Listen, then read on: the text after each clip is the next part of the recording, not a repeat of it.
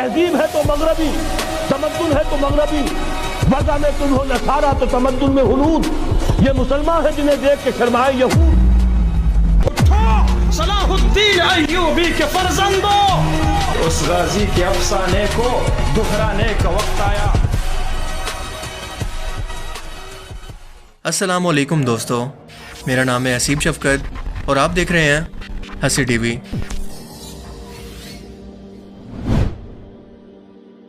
यार सबसे पहले तो मैं माफ़ी चाहता हूँ इस बात के लिए कि मेरी ऑडियंस के अंदर बच्चे और औरतें दोनों शामिल हैं, पर मेरी ये मजबूरी है कि ये बेगैरती और हम जिन्स परस्ती पर मबनी ये टिकटॉक वीडियोस मुझे आपको दिखानी पड़ रही हैं ताकि बच्चे और नौजवान इन चीज़ों से मुतासिर ना हो सकें, इनकी इखलाकी तरबियत हो सके।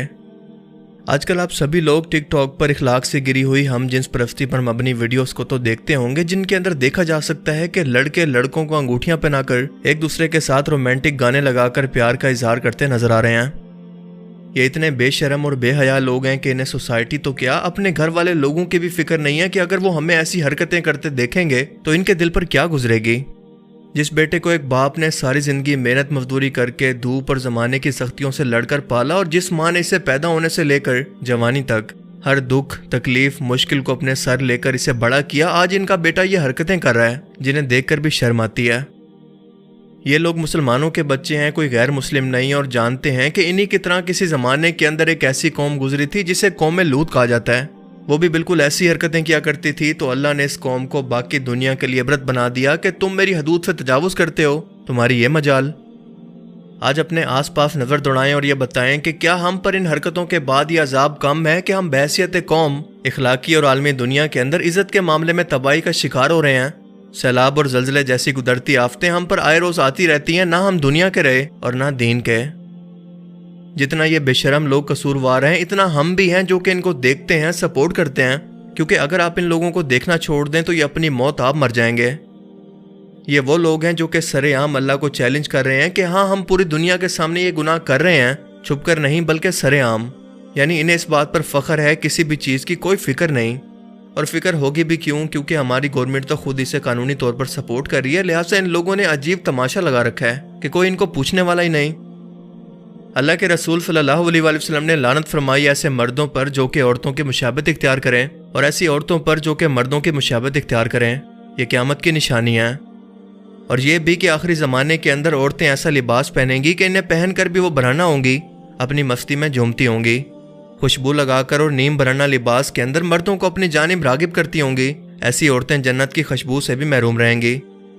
पर टिकटॉक पर आपको ये हर जगह पर देखने को मिलेगा।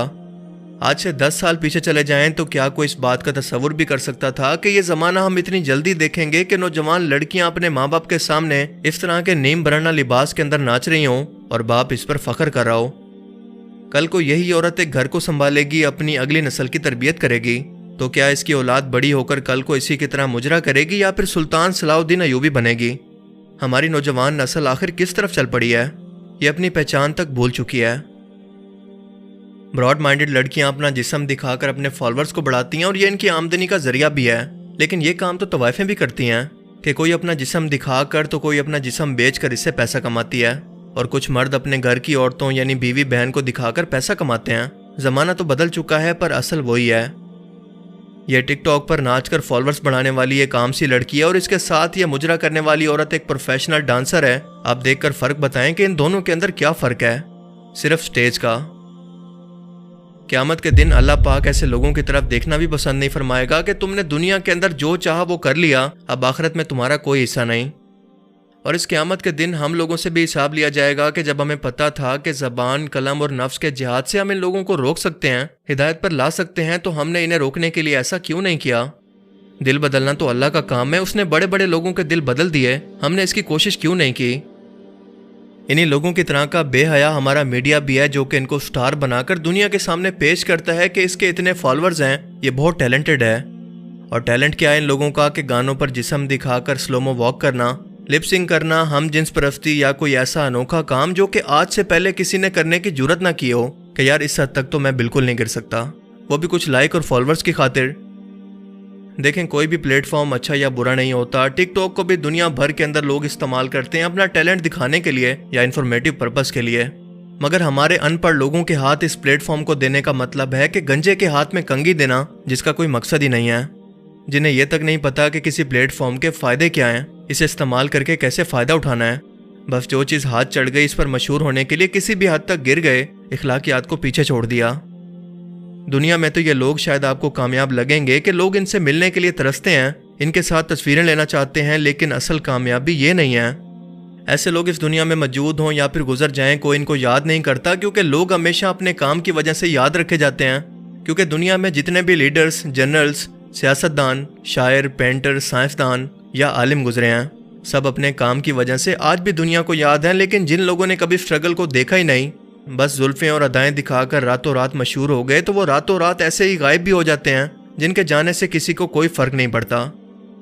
लोगों को फ़र्क पड़ता है तो इस बात से कि मुस्कान जैसी लड़की जिसने हिजाब में खड़े होकर हजूम के सामने अकेले कलमे हक बुलंद कर दिया, वो भी रातों रात मशहूर हुई, मगर अपनी हिम्मत और हक की आवाज़ बुलंद करने पर, अपनी स्ट्रगल और अपने काम की वजह से। पर आप अपनी बेटी को ये नाचने वाली तवाइफ देखना चाहते हैं या फिर मुस्कान बनाना चाहते हैं, ये तो आपका फैसला है। अगर आपकी पहचान अल्लाह ने दुनिया में किसी काम की वजह से बनानी है तो कोई इसे रोक नहीं सकता। लोग आपको हमेशा आपके काम की वजह से याद रखेंगे। मिसाल के तौर पर अगर एक आलिम दीन, कोई शायर, लीडर या क्रिकेटर, कोई भी अचानक से अगर कहीं पर गायब हो जाए तो इसकी सालों की मेहनत और काम के बाद लोग इसे भूलेंगे नहीं, बल्कि हमेशा के लिए याद रखेंगे, उसका इंतज़ार करेंगे जब तक वो वापस आ जाए। लेकिन इस तरह के लोग अचानक से अगर सोशल मीडिया से कहीं पर गायब भी हो जाएं तो आप अपने दिल पर हाथ रख कर बताएं कि क्या आपको कभी फ़र्क पड़ेगा? बिल्कुल नहीं।